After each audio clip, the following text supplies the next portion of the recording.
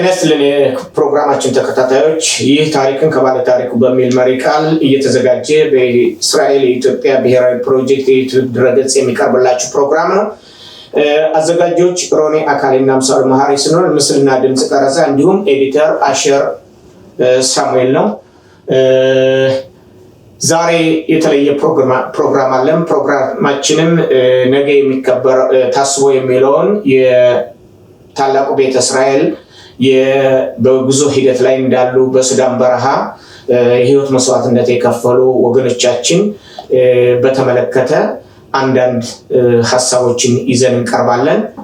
ሮኔ ጤና ይስጥልኝ። ጤና ይስጥልኝ አምሳሉ። እንግዲህ እንደሚታወቀው ነገ በየዓመቱ የሚከበረው የሙታን መታሰቢያ በዓል ኢየሩሳሌም በሚገኘው ሃር ሄርጽል ኮረብታ ላይ ታስቦ ይውላል። እስቲ ስለዛ ስለ ሙታን መታሰቢያ እንግዲህ ስለ በዓሉ ዝግጅትና ስለ አንዳንድ ሁኔታዎች ያለውን ሐሳብ እንዴት ትመለከታለህ? በየዓመቱ የሚከበረው አምሳሉ አሁን በነገው ዕለት የምታስበው የሚውለው በዓል መጨረሻው ደረጃ የደረሰበት ሁኔታ ነው።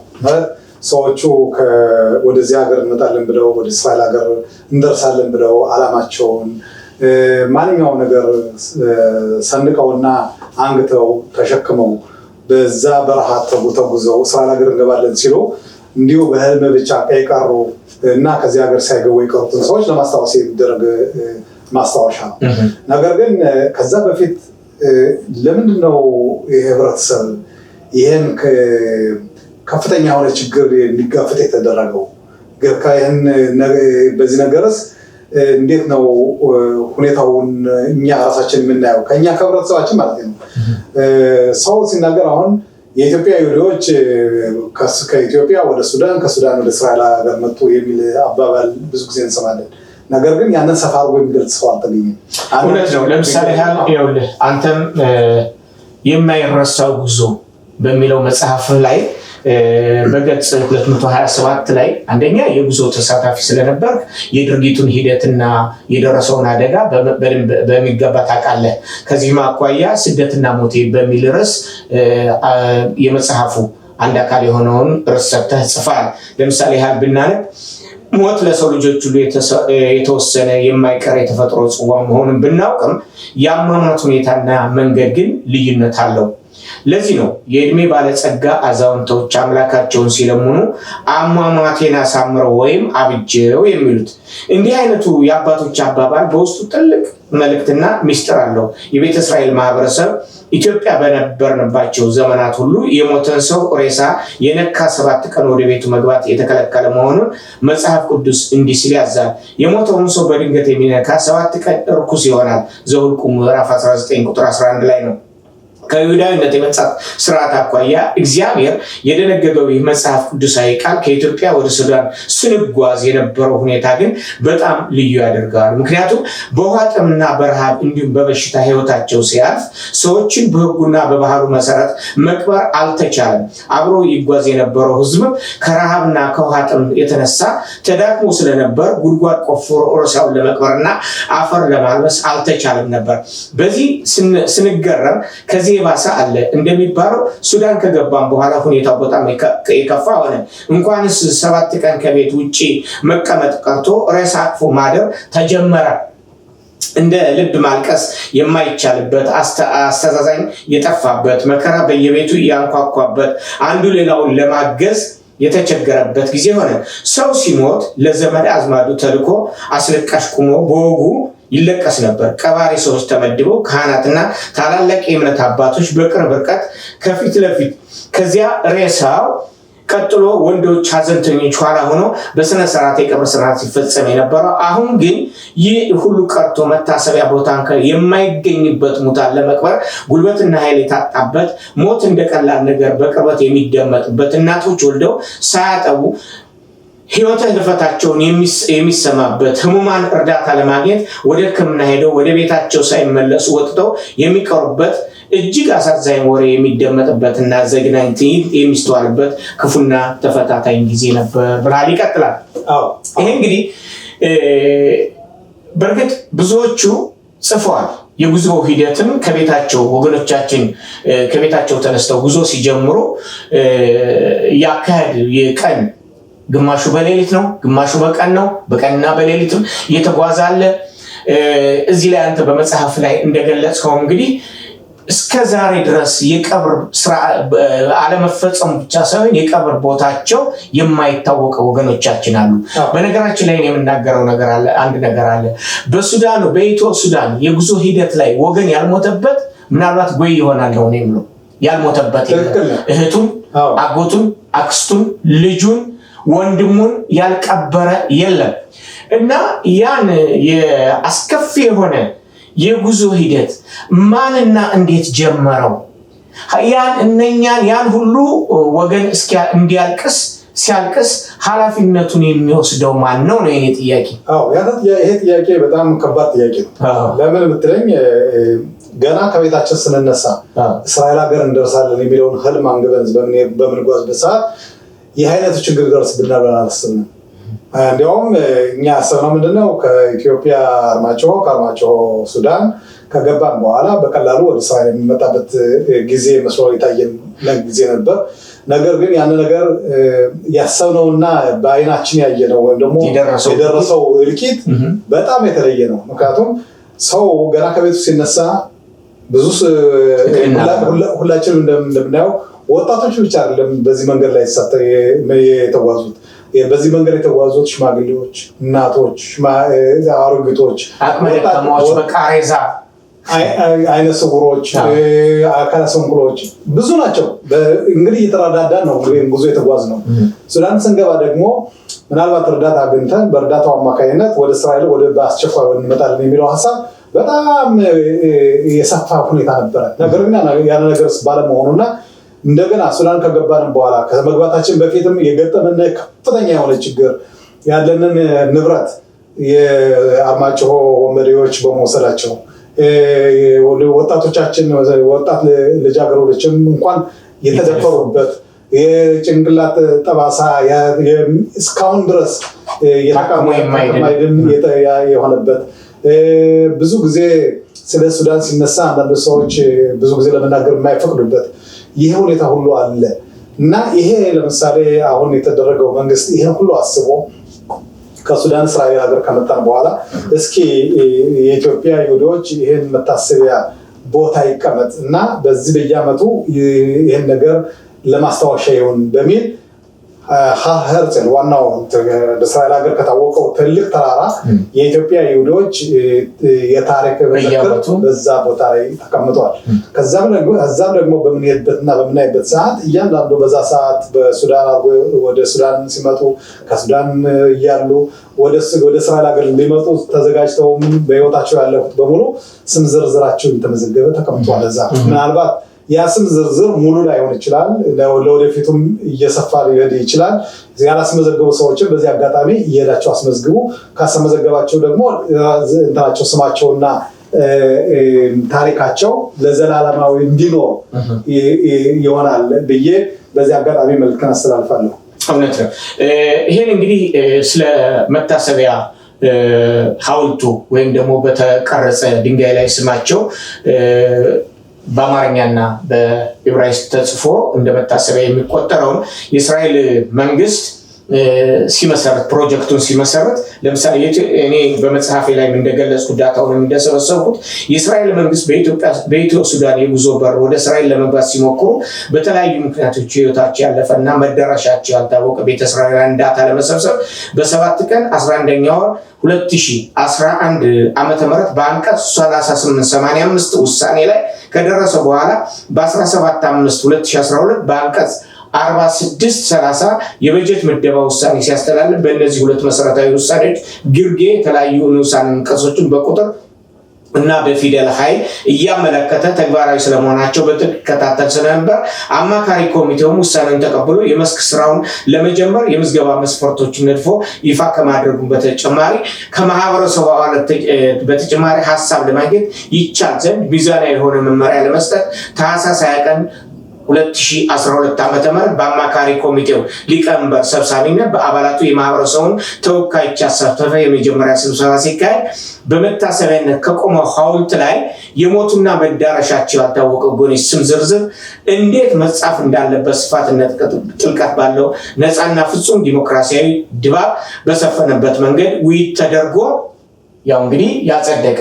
ግን አሁን ሮኒ ላንተ መጠይቅህ ከየቤቱ ከየቀየው ከየወረዳው ከየአውራጃው እንግዲህ የኛ የኢትዮጵያ ይሁዳውያን የኖርንባቸው አካባቢዎች በመላው በየምድርና በጥንቱ በየምድርና ሰሜን ጠቅላይ ግዛት በመላው በከፊል ጎንደር በከፊል ትግራይ በከፊል ወሎ በከፊል ጎጃም ነው።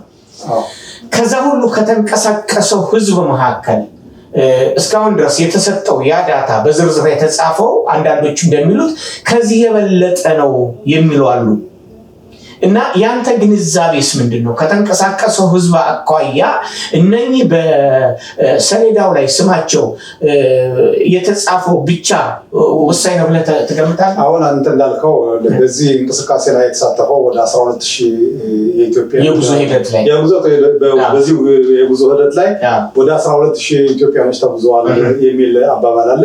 ከነዚህም ውስጥ ነው እንግዲህ 4000 ኢትዮጵያኖች ህይወታቸው ያለፈው በመንገድ ላይ ያሉ ሱዳን ውስጥ ከገቡ በኋላ እና ይሄ ምናልባት አሁን የጠየቀው ጥያቄ ምናልባት የወደፊት ምርምር የሚያስፈልገው ብዙ ህብረተሰባችን ደግሞ ይህን አውቆ ያልተመዘገቡትን ቤተሰቦቻችን ከዛ ላይ እንዲመዘገቡ እንዲያደርግ ከቀደም ማሳሰቢያ በማሳሰቢያ ደረጃ አቅርበዋል። ነገር ግን ይሄ ነገር የኢትዮጵያ ይሁዶች ወደ እስራኤል ሀገር መምጣት በተለይ በሱዳን የደረሰው አስቸጋሪና አሰቃቂ ሁኔታ እስካሁን በምርምር ደረጃ በከፍተኛ ደረጃ የተጠና አይመስለኝም። ለወደፊቱም ከኛ አብራክ የተወለዱ በቦታው ያለፉ ሁኔታውን ያዩ ዝም ብለው እንዲሁ በአጋጣሚ ብቻ እኛ በግምታዊ የኢትዮጵያ ይሁዶች እንደዚህ ነው የሚለው ሁኔታ በቂ አይደለም። ለምን መሆን የሚገባው እንግዲህ ምርምር እና ምን እንደተደረገ ምን እንደደረሰ ይሄ ህብረተሰብ ለምንድነው የሁሉ ስቃይና ችግር አልፎ እንዲያውም በህይወት ላይ መስዋዕት የከፈለ የሚለውን ነገር በጥያቄ መልክ ቀርቦ ለሚመለከታቸው ክፍሎች ባጀት ተመድቦለት ይሄን ነገር የሚሰራ ክፍል መኖር አለበት። በሁለተኛ ደረጃ ደግሞ እኛ መርሳት የለብንም ሱዳን የእስራኤል ወዳጅ አልነበረችም። በአሁኑ ሰዓት ምናልባት በእስራኤልና በሱዳን በኩል የዲፕሎማሲ ግንኙነት ይኖራል የሚል ጥርጣሬ አለ። ከኛ በነበርንበት ሱዳን በነበርንበት ጊዜ የተሻለ ሁኔታ ስላለ በዛ ሰዓት ህይወታቸው ያለፈ መቃብራቸው ያልታወቀ አካባቢያቸው የተቀበሩበትን አካባቢ የሚታወቅበት ነገር ግን እነዛ ሰዎች ተቀብረው ገሌ እዚህ ተቀበረ ገሌ እዚህ ነው ያረፈ የሚለው ነገር ምንም ኤቪደንስ የለም ማለት ማስረጃ የለም። ምናልባት በውሃ ታጥቦ ሊሆን ይችላል ወይም በእርሻ ብዙ ነገሮች እዚህ ጋር ለምሳሌ እንግዲህ ያንን ይሄ መንግስት የእስራኤል መንግስት ይሄን ሐውልቱና የቀኑ በየዓመቱ መታሰቢያ ሆኖ እንዲውል ሲወስን የመንግስት አጣሪ ኮሚቴው የሞት ሰለባ የሆኑትን ቤተ እስራኤሎች ይሄ እንግዲህ ቤተ እስራኤል ከትናንት እስከዛሬ በሚለው መጽሐፍ ላይ ነው ቤተ እስራኤሎች ስም ዝርዝር ይፋ ካደረገ በኋላ በጾታ በእድሜና በብዛት የሞቱበትን ቦታ እንዲሁም ጊዜ ሲገልጽ 45% ሴቶች ሲሆኑ 46% ደግሞ ወንዶች መሆናቸውንና የሞት ሰለባ የሆኑባቸው ስፍራዎችም 50% በኦምራ ኩባ 48 በገዳሪፍ ተዋባና ወደ ሂሉ ከተባሉ የሱዳን መጠለያ ጣቢያዎች ሲሆን ከዚህ በተጨማሪ በሱፋና በሌሎችም ቦታዎች ለተመሳሳይ የሞት አደጋ ተጋልጧል ይልና ከ60 በመቶ የሚሆኑትን በ10 የእድሜ ክልል ውስጥ የነበሩ ህፃናት ታዳጊ ልጆች የደረሰባቸውን ችግርና መከራ መቋቋም አቅቷቸው ህይወታቸው ያለፈ ሲሆን 62% የሚሆን ደግሞ በ1984 ዓ.ም ከሞቱ በኋላ በዚሁ ዓመተ ምህረት መጨረሻ ገደማ ዘመቻ ሙሴ መካሄዱን ይታወቃል ይላል። ይሄ እንግዲህ በፐርሰንት ስታቲስቲክስ የምነው እንደዛ አውጥቶ ነው። ነገር ግን እስካሁን ድረስ አሁንም አልተመዘገቡም የሚሉ አሉ። እኔ አንድ ማቃት ሴት አለች 5 ልጆችን ቀብራ ይመጣች እኔ በአንደኛው መጽሐፌ ላይ ጽፌዋለሁ። 5 ልጆችን እነኛ 5 ልጆችን እከሌን ቀብሬ ስመጣ እከሌ ሞቶ፣ እከሌን ቀብሬ ስመጣ እከሌ ሞቶ 5 ልጆችን ቀበርኩ ትላለች።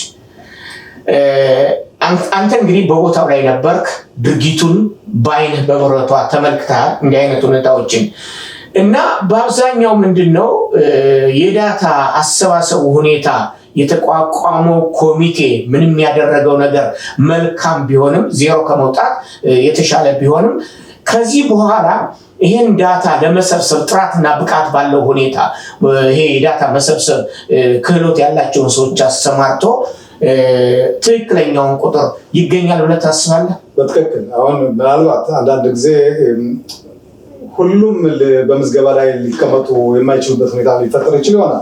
ምክንያቱም በዛ ሰዓት የነበሩት አዛውንቶች በአሁኑ ሰዓት የሉ እና አንዳንድ ሰዎች ማስመዝገብ የሚገባቸውን ሰዎች ሳይመዘገቡ ይቀሯሉ። ምናልባት ዘመዶቻቸው የሚያውቋቸው ከሆነ በምዝገባ ላይ ከሌሉ መዝገባው ላይ መሰፈር መዝገብ እንዳለባቸው ካወቁ በዚህ በመዝገቡ ላይ ሄደው እንዲመዘገቡ ማድረግ የነሱ ፈንታ ሊሆን ይችላል።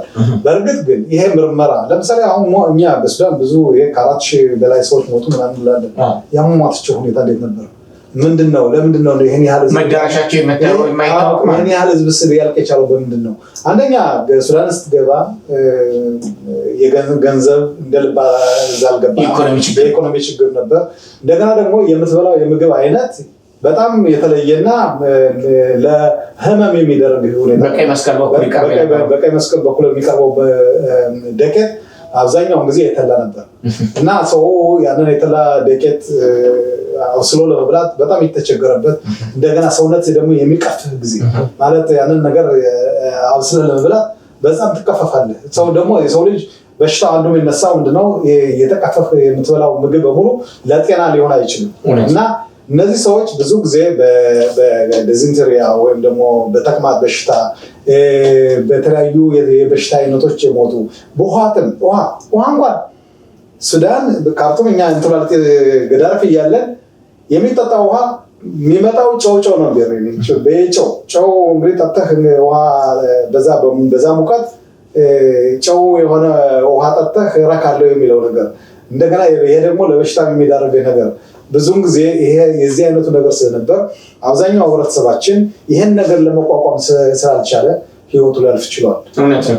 እዚህ ላይ አሁን ቀጥላለሁ እኔ በዚህ የማረሳ ጉዞ መጽሐፍ ማለትም ስደትና ሞት ባልከው ርዕስ ላይ ንዑስ ርዕስ ላይ አይዞ ባይ የሚያጽናናና ዘመድም ሆነ ጎረቤት የጠፋበት ጊዜ ሆነ። በተለይ አንዳንዶች 10 እና ከዚያም በላይ ሆነው ሱዳን የገቡ 2 ወይም 3 ብቻ ቀርተው የኛ ጣፋንታችን ምን ይሆን እያሉ ሲጠባበቁ አምላክ ቸር ነውና ትረፉ ሲላቸው በድብቅ ጭነት ወይም በምጽአተ ሙሴ ወደ እስራኤል ሀገር ሊገቡ ችለዋል። ይህ ሞት የተባለው መራራ ጽዋ በሁሉም ቤት ስለገባ እንደ ቀላል ነገር መታየት ጀመረ። ሰው በራሱ ሰው ሆኖ መፈጠሩን የጠላበትና የቤተ እስራኤል ልጅ መራራ ህይወት ያሳለፈበት ጊዜ ነበር። ይህን ስል ሌላኛው ስደተኛ ጥሩ ኖሮ እየኖረው ከሞቱ አምልጧል ማለት ግን አይደለም። እንዲያውም ችግሩ በእነሱ ይበልጥ የከፋ ነበር። አብዛኛዎቹ በተናጠል ወይም በቡድን ወደ ሱዳን ከገቡ በኋላ ተለያይቶ የሚኖርና ከባድ አደጋ የሚያጋጥማቸው ጊዜ ማንም ሰው ዞር ብሎ የሚያቸው አልነበረም። እኛ ግን አንተን ራስን ነው። እኛ ግን ሱዳን ከገባን በኋላ በድብቅም ቢሆን የሚረዳና የሚደግፈን ነበር። ሆኖም ግን የሟቾች ቁጥር ከቀን ወደ ቀን እየጨመረ ከመሄዱ የተነሳ የቀባሪዎች ቁጥር እየቀነሰ በመሄዱ ጉልበትና አቅሙ ጠፋ። እንደ አባት አደሩ ለቀብር የመጣ ሬሳው በይደር መባል ተጀመረ። የሟቾቹ ወገንም 2 ሆነው መቀበር አቅም ስላጡ ሬሳ ታቅፈው መዋልና ማደር ዕጣ ፈንታቸው ሆነ። ከሕገ ኦሪታችን አኳያ እንግዲህ አንድ ሬሳ ሌሊትም ቢሆን ከሞተ አያድርም፣ መቀበር አለበት በትኩሱ።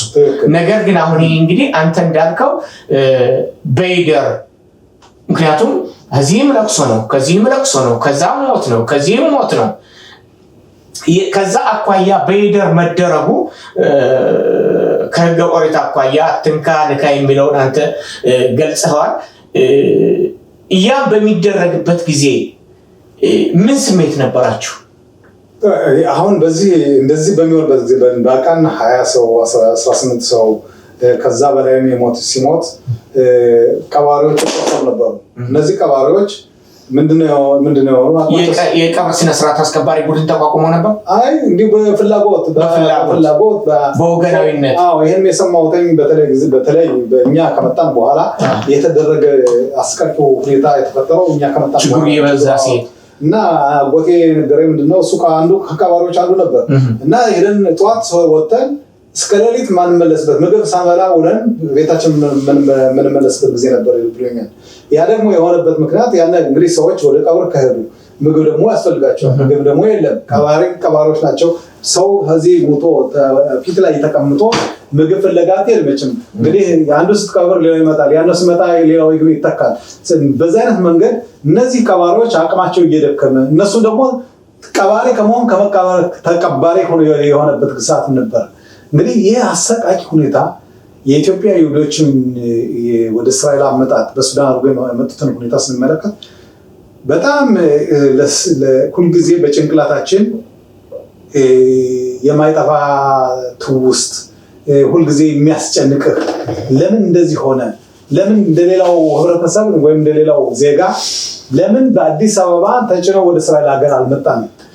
ያን ነገር የእስራኤል ሀገር መንግስት ይሄን ነገር ለምን አላደረገም? ለምንድነው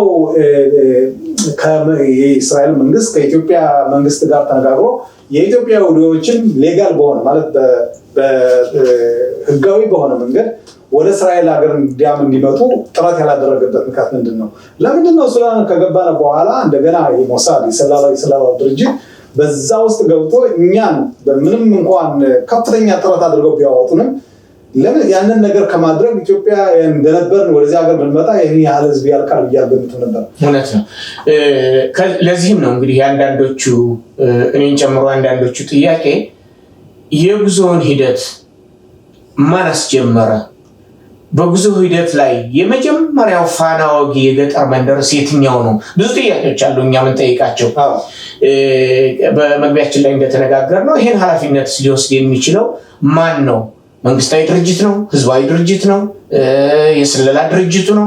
ወይንስ ከማህበረሰባችን አብራክ ውስጥ የወጡ እና ከተለያዩ በእስራኤል ሀገር ከሚገኙ መንግስታዊና ህዝባዊ ድርጅቶች ጋር ቅንጅት ፈጥረው ይሄን እቅድና ዓላማ የነደፉ ሰዎች እነማን ናቸው? ይሄ ነው የኛ አሁን አብዛኛውን ጊዜ ጥያቄ። እነዚህ ሰዎችስ ኃላፊነት ይወስዳሉ ወይስ አይወስዱም? ይወስዳሉ። በህይወት ሳሉ ወይ? ሌላውም ተጨማሪ ጥያቄዎች አሉ። ማለት አሁን እንደጠየቀው በአሁኑ ሰዓት ስናይ አብዛኛዎቹ እኔ ለኢትዮጵያ ይሁዶች ረዳን እንዲያርግ አውጥቼ እንዲያርግ ሰርቼ የሚሉ ብዙዎች አሉ። ምናልባት ትክክል ሊሆኑ ይችላሉ የጎዱ ማለት ነገር ግን ኃላፊነቱንስ እንደዛ እንደተወሰደው ሁሉ ኃላፊነቱን መውሰድ ትችላላችሁ ወይ የሚለው ጥያቄ ይቀርባል። ስለዚህ ይሄን ነገር በጥናት የተደገፈ ብዙ ጥያቄዎችን መጠየቅና መልስ የሚገባቸው ነገሮች ስላሉ በአሁኑ ሰዓት እንግዲህ ተዳፍኖ በኢትዮጵያ ይሁዶች ወደ እስራኤል ሀገር በዚህ ሀገር እንዲመጡ የሚለው ብቻ እየተነገረ የሚነገርበት ሰዓት ነው ያለነው። ነገር ግን እኛ አሁን ቅድም ተጠየቀው ጥያቄዎች እነዚህ ጥያቄዎች መሰረት ያላቸው ጥያቄዎች ናቸው። ለምንድነው ይሄን ነገር በሱዳን መንገድ ከፍተው በተሎ እንዲያመጡ የኢትዮጵያ ይሁዶች ወደ እስራኤል ሀገር በተሎ እንዲመጡ ያልተደረገበት ምክንያት ምንድነው? ያንስ ግፊት ያደረገው ማን ነው? ለምን ያን ፕሮግራም ያወጡት? ምናልባት እነዛ ሰዎች በትክክል አስበው ሊሆን ይችላል። ጥሩ ሰዎች ሊሆኑ ይችላል። አጀንዳ ይኖራቸዋል፣ ዓላማ ይኖራቸዋል። እነዚህም ደግሞ በተለይ የኢትዮጵያን ይሁዶች ከአሁን በፊት በተለያየ መንገድ ወደ እስራኤል ሀገር ለማምጣት የተደረገ ጥረት ነበር። ነገር ግን አንዱ ጥረቱ ይሄኛው ጥረት ምንም እንኳ ብዙ ህብረተሰባችን ጉዳት ቢደርስበትም ዓላማውን ግን ማሳካት ችለዋል። ዓላማው ለምንድን ነው? ከኢትዮጵያ ሱዳን፣ ከሱዳን እስራኤል ሀገር መግባት ችለናል ማለት ነው።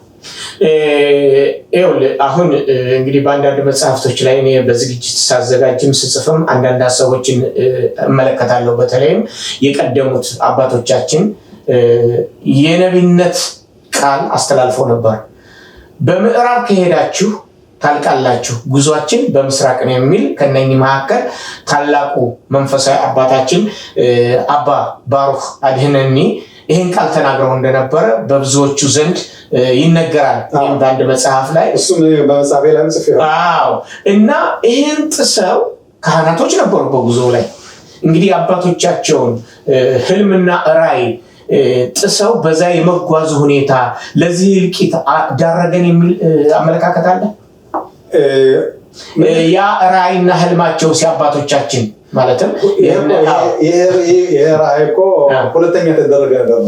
ከዛም በፊትም ነበር በ1862 ዓመተ ምህረት በመሐሪ የሚባሉ ህልም አይቻለው እና ወደ እስራኤል ሀገር ህብረተሰቡን ቤተ እስራኤሎችን ይዤ እገባለሁ በሚል ህልማቸውን እውን ለማድረግ ህብረተሰቡን ጠርተው ህብረተሰቡን አነጋግረው በእሳቸው መሪነት እስከ ቀይ ባህር ድረስ ደርሰው የሙሴን ዓላማ ራዕይ በመከተል ውሃውን በበትራቸው መተው ውሃው ባለመከፈቱ ያን ነገር በጣም አዝነው ወደ ቤታቸው ሲመለሱ ያ የተከተላቸው ህብረተሰብ በሙሉ አብዛኛው የህይወት መስዋዕትነት ከፍሏል። ከነዚህም መካከል የሚታይ ሚቶች አብረው ነበሩ። ይሄ ዝሎ ታሪክ አይደለም፣ እውነተኛ ታሪክ ስለሆነ ነው አሁን የምንነገረው። ስማቸውም በመጽሐፌ ላይ ጠቅሼዋለሁ።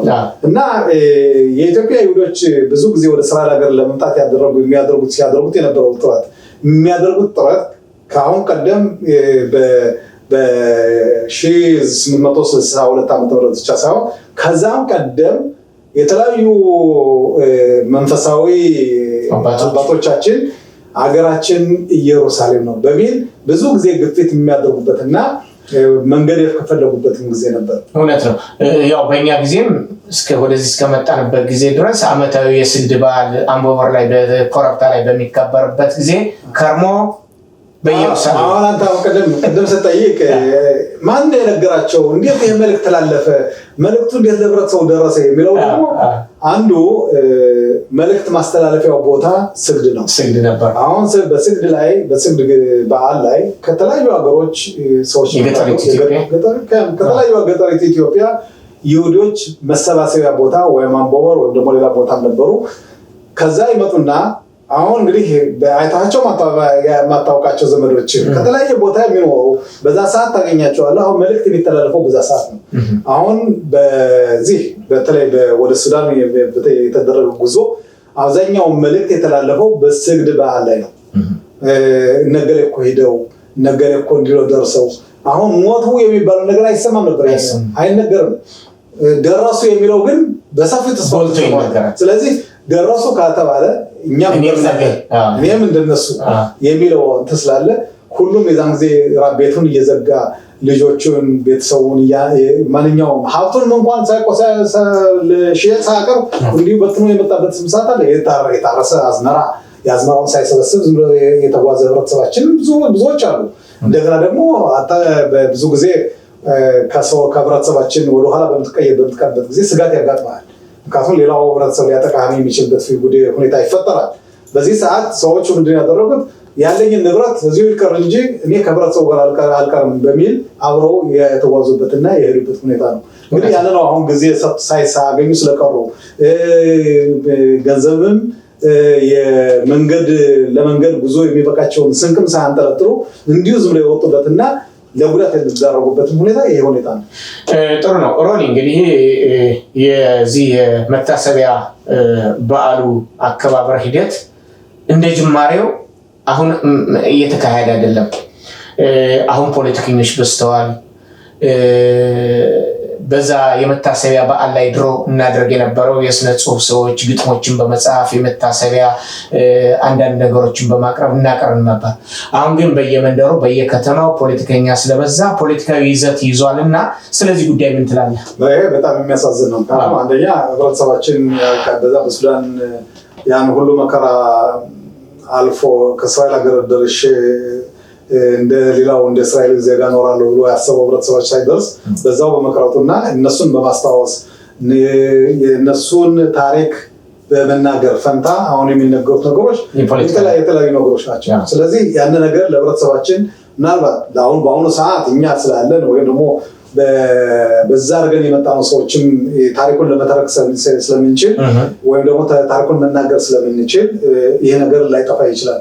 ነገር ግን በዚህ አይነት መንገድ ከቀጠለ ምናልባት ለወደፊት የሚነገረው ሰፋ ብሎ እውነተኛው ታሪክ ሳይሆን የተገለዘ ወይም የተሰረዘ ልክ ነህ። ለምሳሌ በመጀመሪያዎቹ ጊዜ አሁን እንደነገርኩ በማህበረሰባችን ውስጥ ያሉ የስነ ግጥም ሰዎች፣ ደራሲዎች የሙታኑን የጉዞ ሂደት የደረሰውን ጉዳት እንዴት ማሰብ እንደሚገባን እናቶቻቸውን፣ አባቶቻችን፣ እህት ወንድሞቻችን፣ ህፃናትን ባጭሩ እንዴት ተቀጨ፣ አባቴ እንዴት በበረሃው ያለ ቀባሪ ቀረ፣ ይሄን የማጽናኛ ግጥሞች የማጽናኛ ጽሁፎች ይቀርቡ ነበር። በዚህ ላይ በማህበረሰባችን እጅግ ታዋቂ የሆነውን የማህበረሰብ አንቂ ሰሞኑን አቶ ሮቤል መሸሻን አነጋግሬው ነበረ። ለምን ይሄ በየከተማ ማዘጋጃ ቤት ያሉት ተመራጭ ነን የሚሉት ለፖለቲካ የሚንቀሳቀሱ ሰዎች የፖለቲካ ጥማቸውን ለማርካት ህዝቡን ከመሰብሰብ ይልቅ ይሄ በዓል በሚካሄድበት ጊዜ ሰዎችን ጋብዘው የስነ ጽሁፍ ሰዎችን ገጣሚዎችን ጋብዘው በዚህ ጉዳይ ላይ ስነ ግጥሞችን ቢጽፉና ቢያቀርቡ ለተጎጁ ማህበረሰብ ሆኖ መልካም ይሆን ነበር። አሁን ስንመለከተው በዚህ በበዓሉ ላይ የሚገኘው ድሮ እንደነበረው ያለ የሰው ኃይል የለም። ይሄዳሉ። የሚሄዱትም መቼም ሂደው መብራት አብርተው ወይ የሆነ ነገር አድርገው ልባቸው የተሰበረ ልብ ይዘው ሂደው የተሰበረ ልብ ይዘው ወደ ቤታቸው ከመመለስ በቀር ሌላ ምንም ነገር የለም። ስለዚህ እስቲ እንደማሳሰቢያ ለነኚህ ወንድም እህቶቻችን የፖለቲካ ሚናን በመጫወት የበዓሉን ማነው የመታሰቢያ ቀኑን ገለል የሚያደርጉትን ምን መልእክት አለ? እንዳንድ የማህበረሰቡ ተወላጅ እና እንዳንድ የድርጅት ዳይሬክተርነት አሁን ማምሳሉ ከዚህ ላይ አንደኛ ፖለቲካ ሁለት አይነት መንገድ አለው። አንደኛው የፖለቲካ ሰዎች ይህን ነገር አስፋፍተው ጥሩ ደረጃ የሚያስይዙበት መንገድ ይፈጠር ነበር። ሁለተኛው ብስለት ያስፈልጋል። ለዚህ ነገር ብስለት ያስፈልጋል፣ እውቀት ያስፈልጋል፣ ከህዝብ ጋር መነጋገር ያስፈልጋል፣ ከህዝብ ጋር መዋየት ያስፈልጋል፣ የህዝብን የልብ ትርታ ማወቅ ያስፈልጋል እና የራሳቸውን ሐሳብ ብቻ የስልጣን ጥማት ማንጸባረቁ ሳይሆን ከህብረተሰቡ ጋር እየተገናኙ ይሄ ነገር ምን መሆን አለበት፣ እንዴት መደረግ አለበት፣ ለወደፊቱ የሚቀጥለው ትውልድ ይሄን ነገር እንዴት መረከብ አለበት፣ እንዴት ተረፈ ያራንደዋል። ይሄን ሁሉ ነገሮችን እንዲሁ በየጊዜው በየማታው ማለት በዓሉ በሚደርስበት ወይም ማስታሰቢያው በሚደርስበት ሰዓት በየከተማው ስብሰባ ተደርጎ ገር እንደዚህ ነው ብቻ ሳይሆን ያ ነገር ጥርት ባለ ሁኔታ ምናልባት ከዚህ በከተማው ደረጃ የምናደርገው ኢየሩሳሌም በአገር አቀፍ ደረጃ የሚደረገው ሊቀንሰው ይችላል። ይሄም ደግሞ አንዱ አስቸጋሪ ቀንሶታል። ለምሳሌ እንዴት መሰለህ አሁን ይሄ ፖለቲካ ስንሄድ በእስራኤል የዲሞክራሲ የፓርቲዎች አወቃቀር ግራ ክንፍና ቀኝ ክንፍ የሚባል ነገር አለ። አንተ የቀኝ ክንፍ ደጋፊ ሆነ ያን ስብሰባ እመራለሁ ብትል የግራ ክንፉ አይመጣም። የግራ ክንፍ ደጋፊ ሆነ ያን ስብሰባ እመራለሁ ብለህ ብትቆም የቀኝ ክንፉ አይመጣም። ይሄ የመታሰቢያ ቀን ዓመታዊ የመታሰቢያ ቀን ከማንኛውም የፖለቲካ እንቅስቃሴ ነፃ የሆኑ በየከተሞች የተዋቀሩ ወንድምና እህቶቻችን ሊያዘጋጁትና ዝግጅቱን ሊመሩ ይገባቸዋል የሚል ሐሳብ ነው። ይሄ አንዱ ሲሆን በተለይ ቀደም ብለህም እንደተናገርከው በእኛ በድርጅታችን ውስጥ ምን መደረግ አለበት እንዴት አድርጋችሁ ታዩታላችሁ ያልከው አንዱ ትልቁ መንታ ያደረግነው ምንድነው ይሄ መጽሐፍ በዚህ ላይ የምታየው በተለይ ልጆች የወላጆቻቸውን ወደ እስራኤል አመጣጥ እንዴት የጉዞ ሂደት ማለት ልጆች በራሳቸው ወላጆቻቸውን ጠይቀው ወላጆቻቸው የሚነግሯቸውን ነገሮች በጽሁፍ ደረጃ በመሰብሰብ አባቴ እናቴ እንደዚህ ነበሩ ከኢትዮጵያ ወደ እስራኤል ሀገር በዚህ መንገድ ነው የመጡ መንገድ ላይ ሲመጡ ደግሞ ይህ አይነት ችግር ገጠማቸው እንደዚህ አድርገው እኔን እንኳን ተከባክበው እስራኤል ሀገር አደረሱ እስራኤል ሀገር ካደረሱ በኋላ ይሄው ለዚህ በቅቼ አሁን የነሱን ታሪክ ለመጻፍ በቅቻለሁ ይሄ ብዙ እንትኖች አሉ በዚህ መጽሐፍ ውስጥ ብዙ ነገሮችን ማየትና መረዳት ይቻላል። ስለዚህ እኛ ሮኒንግ አደጋው የደረሰው አደጋ በየአንዳንዳችን ቤት ያንኳኳ ነው። ስለዚህ በዚህ ላይ እንግዲህ ለወገኖቻችን የምትለው ነገር ካለ እንግዲህ አሁን እኔ ለማጠቃለያ ያህል ወገኖቻችን በመጀመሪያ እነዚህ በህይወታቸው ያለፉት መንግስተ ሰማያትን ያዋርስልን። በሁለተኛ ይሄ ህብረተሰብ ብዙ የሚያውቅ ህብረተሰብና ብዙ መከራ ያለፈ በመሆኑ ይህን መከራና የተደረገውን ሁኔታ በተለይ በተማረው ክፍል ሁኔታው ተመርምሮ የጠየቅናቸውን ጥያቄዎች መልስ የሚያገኙበት ለወደፊት እንደዚህ አይነት ነገሮች ደግሞ እንዳይሆኑ የሚደረግበት ሁኔታ እንዲፈጠር እና ከዚህ ደግሞ ለወደፊት ታዳጊው ልጆቻችን ወይም ታዳጊው ወጣት የኢትዮጵያ ይሁዶችን አመጣጥ ማወቅና መረዳት እንዳለበት በዚህ አጋጣሚ ላሳስብ እወዳለሁ። ይህም ደግሞ ሰፋ አድርገን በእኛም ቢሆን በእኛ በዚህ በፕሮጀክተሩ አማካኝነት ለህብረተሰቡ እንዲደርስ እናደርጋለን። ወላጆችም በሚያደርጉት ተሳትፎ ለልጆቻቸው በሚናገሩት ማንኛውም ነገር በጣም አስደሳችና በጣም ጥሩ ነው፣ ይቀጥሉበት እንላለን። ስለዚህ የነበረን ጊዜ በጣም ጥሩ ጊዜ ነበር እና በዛም አመሰግናለሁ። አመሰግናለሁ። ነፍስ ይማረኝ። ነፍስ ይማረኝ።